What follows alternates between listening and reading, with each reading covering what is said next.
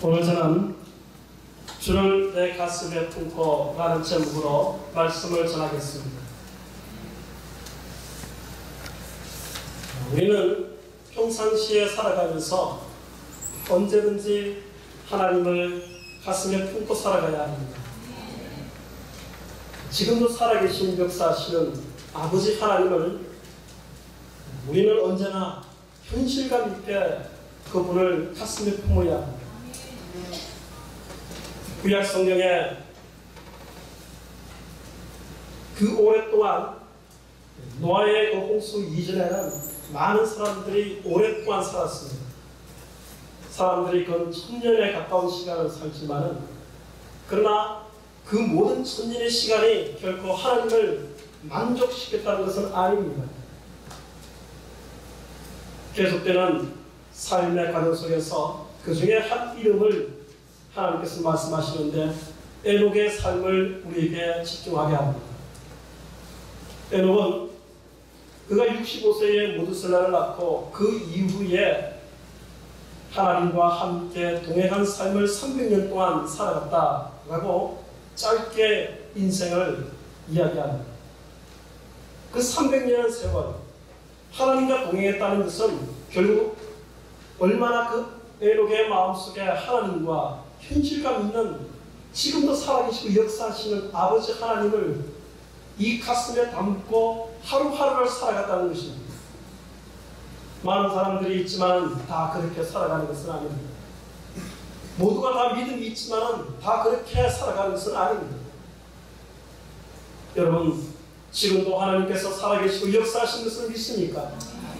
지금도 여러분의 삶을 지키시고 보호하시는 것을 믿습니까? 아멘.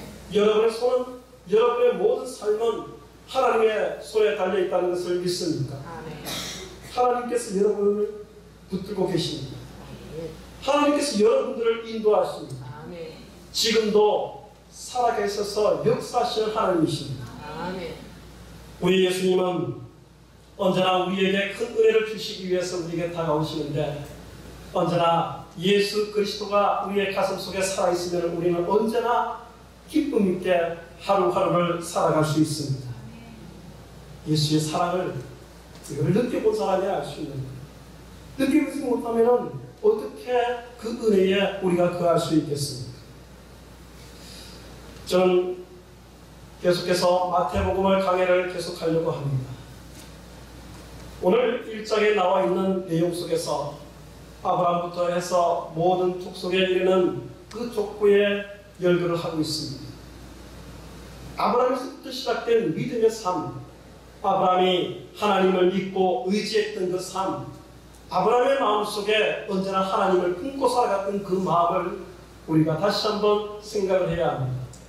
아브라함이 그가 갈대아 우르에서 하나님을 알지 못했을 때는 자기가 그냥 이 세상에서 먹고 살기 위해서 바빴습니다. 그러나 하나님께서 아브라함을 불렀을 때는 그 마음속에 세상의 뜻이 아니라 하나님의 뜻을 담았습니다. 그래서 하나님께서 인도하시는 대로 그의 모든 삶을 전개하고 하나님께서 지시하시는 그 가나안 땅으로 가기 위해서 발길을 옮깁니다.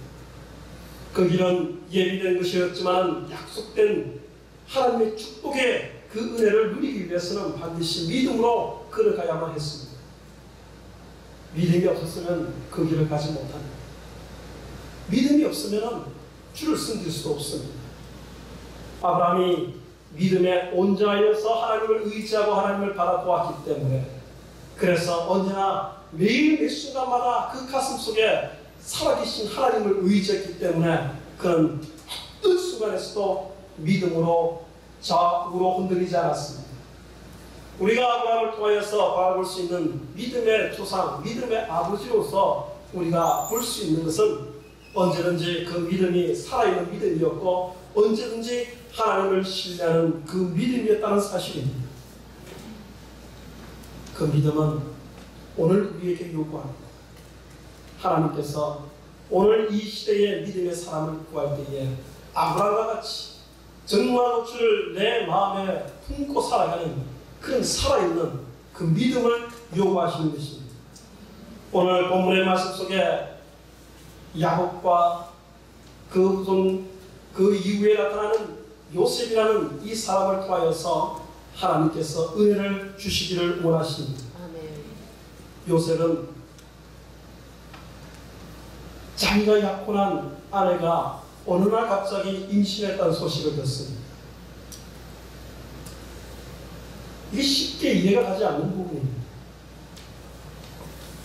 근데 요셉은 근심합니다. 하나님의 뜻을 알지 못했을 때는 언제나 이 일을 어떻게 처리할 것인가 고민합니다. 하룻밤 이틀밤 어떻게 할 것인가 고민에 고민을 거듭하지만은 그러나 결론이 쉽게 나오지 않습니다. 그러나 성경은 요셉은 의로운 사람이라 그의 성품을 이야기하고 있습니다. 그러면서 그가 결론을 내린 것은 하나님의 뜻이 아닌 내가 이 아내를 이제 조용하게 인간의 배려로서 조용하게 끊어야 됩니다. 마리아는 마리아의 삶대로 가고 나는 나의 삶대로 가야 할 것이다. 이 결론을 내리고 그가 모든 사항을 정리하려고 했습니다. 그러나 이 과정 속에서 성령께서 역사해 주셔서 그에게 나타나서 그에게 역사합니다. 그러면서 요셉에게 이 모든 되어진 일들이 성령께서 하신 일이라고 말씀을 합니다. 사람은 하나님의 뜻을 알지 못했을 때는 자기가 이 문제를 끌어안고 이 문제에 대해서 답을 얻으려고 합니다. 그러나 그 답은 언제나 인생에 있어서 가장 행복한 길이라고는 생각할 수가 없습니다. 성령께서 역사하셔서 요셉의 마음속에 아내를 데려오는 것을 두려워하시는 이 모든 되어진 일은 성령께서 하신 일입니다. 요셉의 마음속에 드디어 하나님의 뜻, 하나님의 계획, 하나님의 구원의 그 은혜를 베풀어 주시니까 요셉은 일평생 그 하나님의 뜻을 가슴에 품습니다. 그러므로서 요셉은 예수를 키우기 위해서 예수의 아버지의 역할을 감당합니다. 여러분, 예수의 아버지의 역할을 감당하는 것이 그냥 되어지는 것이 아닙니다. 어찌 보면 그 모든 과정의 수모와 여러 어려움을 감내해야 하는 것입니다. 인생을 떨쳐버리고 내 좋은 것을 선택하면 선택을 안 할 수도 있었습니다. 그러나 요셉은 그 길을 마다하지 않고 그 결정을 받아들입니다.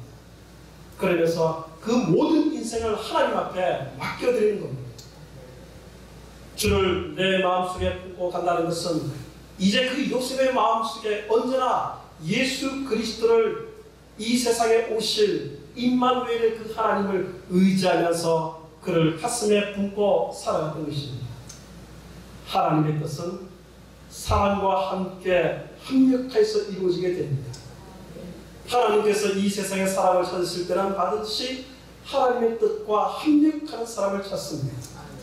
이 합력하는 사람은 하나님의 뜻을 가슴에 품고 살아가는 사람을 찾으시는 것입니다. 요셉은 언제나 하나님의 뜻이 우선이었기 때문에 그는 이 모든 상황 가운데서 자기가 모든 수모를 다 끌어안습니다. 요셉이 예수를 아들로 삼고 그리고 그의 육신의 보호자가 되어서 그 예수를 키웁니다. 많은 사람들의 그런 시선도 불구하고 그 모든 것을 감내합니다. 마리아도 물론 이 모든 과정 속에서 자기에게 큰 어려움이 닥치는 것도 알고 있습니다. 아이를 낳는다는 것이 그것이 쉬운 일이 아닙니다. 특히 약혼한 남자와 함께 밤을 이루지 않는데도 자기의 삶 속에서 잉태된 것이 어떻게 쉽게 이해될 수 있겠습니까? 그러나 하나님의 뜻이 내게 이루어지기 원하나이다 라고 이 마리아는 얘기를 합니다. 그렇기 때문에 언제나 하나님의 그 은혜 가운데 살았기 때문에 주를 바라보고 주를 의지했던 것입니다.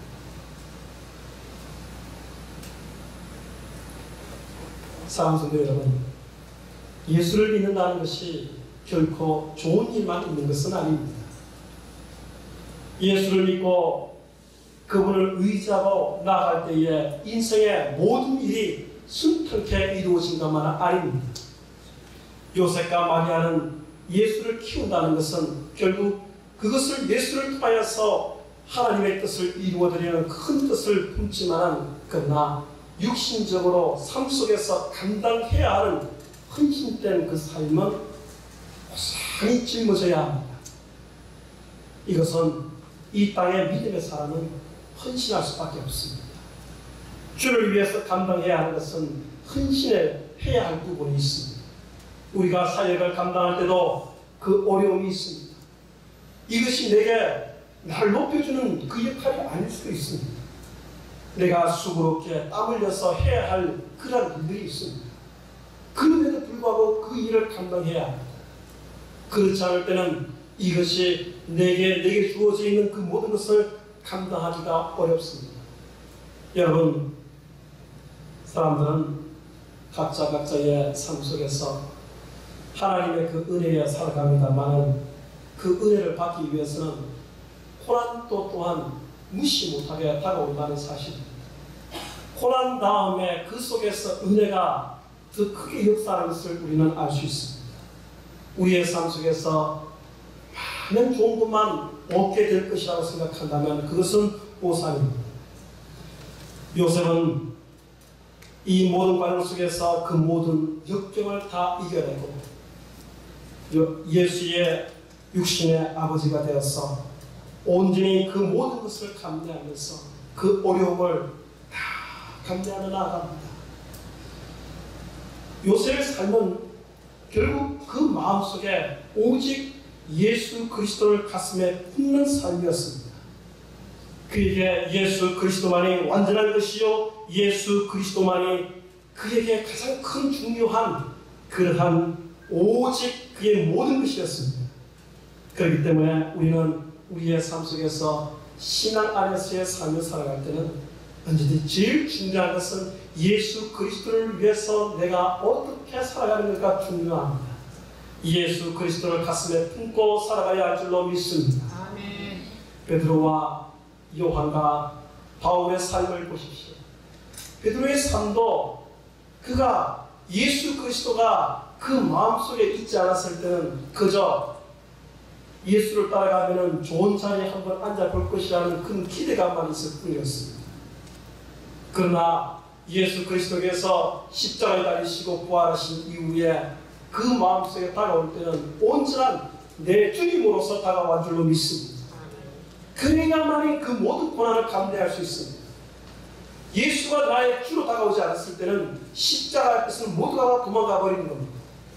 우리가 내 마음속에 내 주를 모시고 살아갈 때에 그 은혜 가운데 서지 못했을 때는 우리가 그 고난 앞에서 넘어지고 맙니다. 고난을 감내할 수가 없습니다. 고난을 이겨낼 수도 없게 되는 것입니다. 그러나 예수가 우리의 마음속에 살아있을 때는 언제나 우리가 고난 가운데서도 기도할 수 있습니다. 고난 가운데서도 하나님을 바라볼 수 있습니다.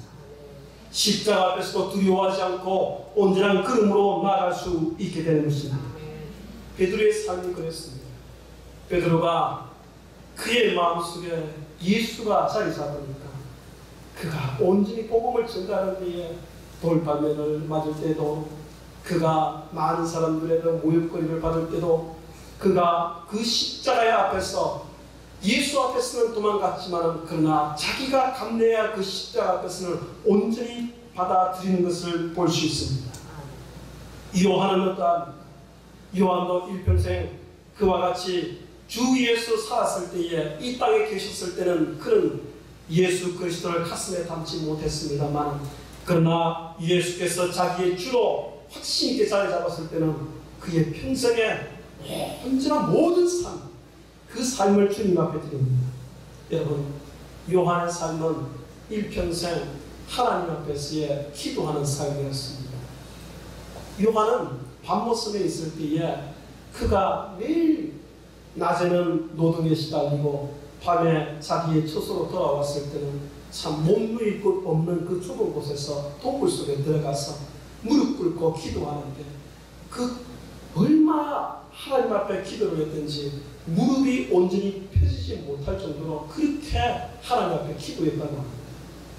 또한 그가 그 이마 속에 이렇게 보면은 이 초상화에 보면은 이마가 굳은 살로 박혀 있습니다.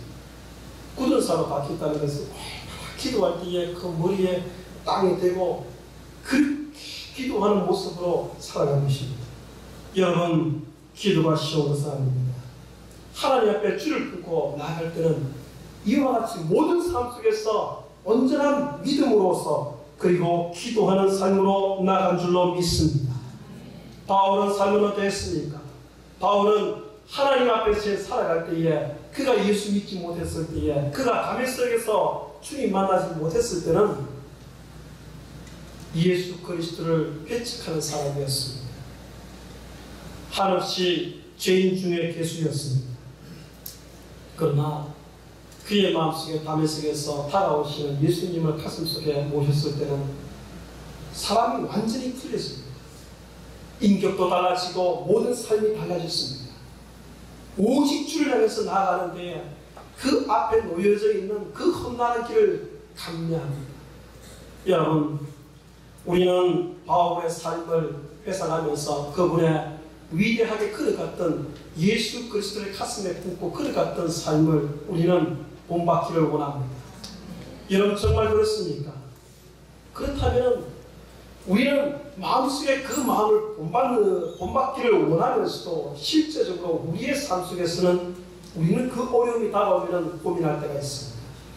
여러분이 만약에 요셉과 같은 삶 속에서 내 속에서 어려운 문제가 발생했을 때 여러분은 어떻게 그 일을 결정하겠습니까? 저도 사실 그 앞에 놓여 있다면 쉽게 문제를 이렇게 해결할 수가 없을 것 같습니다. 예수를 믿는다는 것이 이렇게 고난스럽고 예수를 믿는다는 것이 물론 그 앞에 영화를 얻기 위해서는 반드시 고난의 길을 걸어가야 하는 것, 십자가의 길을 마다하지 않아야 하는 길은 분명합니다만 그 앞에 내가 앞에 서 있을 때는 참 이것을 어떻게 해결해야 할지 어려울 때가 있습니다. 요셉과 같이 우리 인생에 무거운 문제가 생겼을 때는 우리는 고민합니다. 당장 내 앞에 있는 것 때문에 우리는 그 길을 걸어가지 못할 때가 있습니다. 여러분, 12 제자로 부름받았던 가룟 유다는 그 이름은 참으로 저주받을 이름입니다. 그러나 한때는 예수님의 제자가 되어서 하나님의 말씀을 담고 그리고 그 말씀대로 살아가려고 애를 썼습니다만 그러나 결국은 그 마음속에 주를 품지 못하고 살아갔습니다. 마음속에 주를 품지 못하였을 때는 그는 예수 그리스도를 팔아버리고 말았습니다. 마음속에 주가 없을 때는 그 어떤 앞에 있는 문제를 해결할 수가 없는 겁니다. 항상 하나님 앞에 언제나 우리의 인생 가운데에 여러분, 베드로와 요한과 바울처럼 내 마음속에 내 인생 속에 살아계신 하나님이 완전하면 우리 인생의 해답은 간단합니다. 주를 위해서 살아가면 반드시 우리의 삶은 승리할 줄로 믿습니다. 주를 위해서 살아가면 우리는 반드시 하나님 앞에서 의롭게 살아갈 줄로 믿습니다. 그러나 우리 마음속에 주를 온전히 붙잡지 못하고 주를 의지하지 못한다면 가룟 유다와 같이 언제나 넘어지고 말 것입니다. 여러분, 가룟 유다의 삶은 은산십이 예수보다 귀했습니다. 자기는 그렇게 생각했습니다. 그 순간은 그 모든 것이 합당하다고 생각했을 것입니다. 그러나 그 인생에 씻을 수 없는 치욕은 그 마음속에 예수가 크고 있지 않았기 때문에 오히려 은산십이 그 마음속에 크고 있기 때문에 실수를 하고 말았습니다. 사랑하는 성도 여러분, 우리도 인생의 문제 가운데 이런 문제들이 있습니다. 당장 내 앞에 있는 문제가 가장 커 보입니다. 당장 나를 힘들게 하는 사람이 예수보다 커 보입니다. 당장 내가 앞에 있는 그 모든 묵고 살 일이 예수보다 훨씬 커 보입니다. 그러면 그것을 선택하게 됩니다. 예수가 우리 인생에 여러분 내 주로 확신 있게 마음에 품으면 우리는 변하지 않습니다. 변할 수도 없습니다. 변해서도 안 되는 겁니다. 그렇기 때문에 언제나 주 예수 그리스도를 가슴에 품어야 합니다. 여러분, 오늘 말씀을 우리가 보면서 요셉처럼 마리아처럼 일평생 그 마음속에 내 주를 내 가슴에 품고 그 아들을 위해서 살아갈 때에 얼마나 그 걸음이 힘들었겠습니까?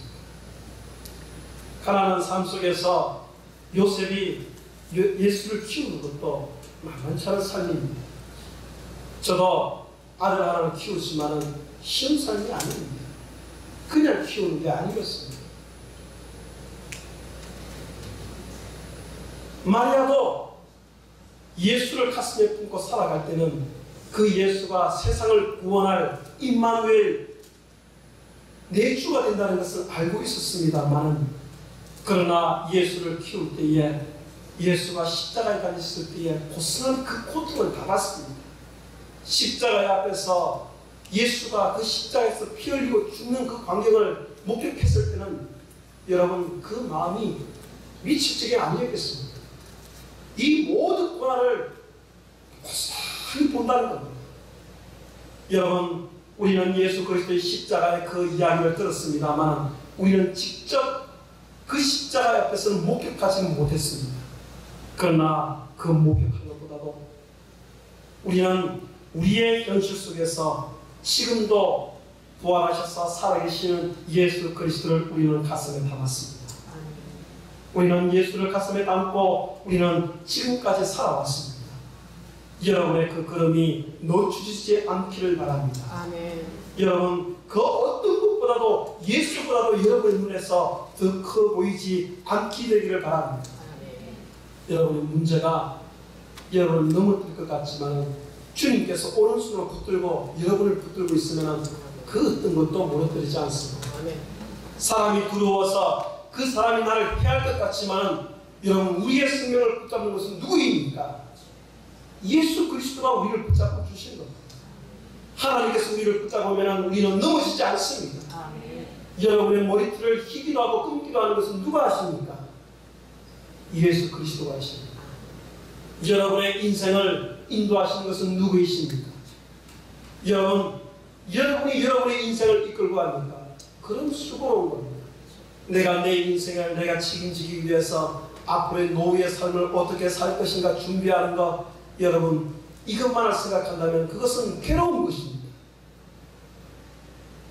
그러나 내 모든 인생 가운데에 내 주께서 나를 인도하실 때에 우리의 마음속에 온전히 내 주 그리스도를 가슴에 모시고 살아갈 때는 우리는 언제나 하늘의 그 소망을 품을 줄로 믿습니다. 아멘.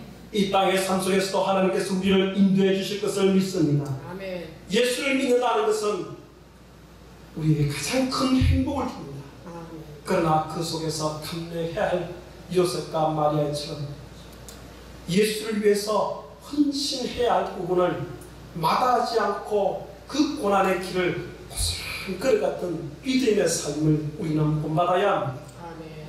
여러분의 삶 속에서도 반드시 그 어려움이 있을 것입니다. 없다는 것은 있을 수가 없는 거죠. 우리가 하루하루를 살아가면서 좋은 날이 있는가 반면에 폭풍을 치는 날이 있습니다. 해뜰 날이 있는가 반면에 어두컴컴한 밤이 있을 수도 있습니다. 그러나 그 모든 과정 속에서 언제나 우리 마음속에 예수 그리스도가 자리 잡는다면 우리는 그 어떤 상황 가운데서도 흔들림이 없을 것입니다. 여러분, 주 예수 그리스도를 바라보십시오. 주 예수를 의지할 때에 우리는 변함이 없고 오직 하나님의 은혜 가운데 걸어갈 줄로 믿습니다. 아멘. 아브라함의 삶이 여러분 부럽습니까? 아브라함의 삶이 온전한 믿음 안에서 그 주를 가슴에 품고 살아갔던 삶이었다는 것을 기억하십시오. 저는 여러분의 삶이 내 주를 내 가슴에 품고 오늘도 살아가고 내일도 살아가기를 원하는 그 강력한 믿음의 마음으로 쓴다면 여러분은 아브라함처럼 하나님의 복을 받을 줄로 믿습니다. 아멘. 에녹처럼 주님과 함께 300년의 시간이라도 주님과 동행할 줄로 믿습니다. 아멘. 여러분, 우리 인생은 길다면 길 수 있고 짧다면 짧을 수 있습니다. 그러나 이 인생의 기간에도 내 주와 함께 걷던, 함께 걸어가고 함께 주를 소망해서 함께 동행했던 삶은 하나님 앞에 갔을 때 가장 인정받는 믿음의 삶이 될 줄로 믿습니다. 이것이 가장 큰 축복으로 받는 믿음의 삶이 될 줄로 믿습니다. 그러나 내 주를 가슴에 품지 못하고 살아갈 때는 우리는 언제나 방황합니다. 언제나 내 믿음 하나 지키기가 너무 힘듭니다. 언제나 내 삶이 너무너무 고달습니다. 이것 때문에 내가 죽을 지경이 될 수도 있습니다. 여러분, 세상의 것에 여러분의 눈에 고정되지 마십시오. 여러분의 마음속에 내 주를 가슴에 품고 살아가면 반드시 이 세상에 여러분은 언제든지 믿음 안에서 승리하며 살아갈 줄로 믿습니다.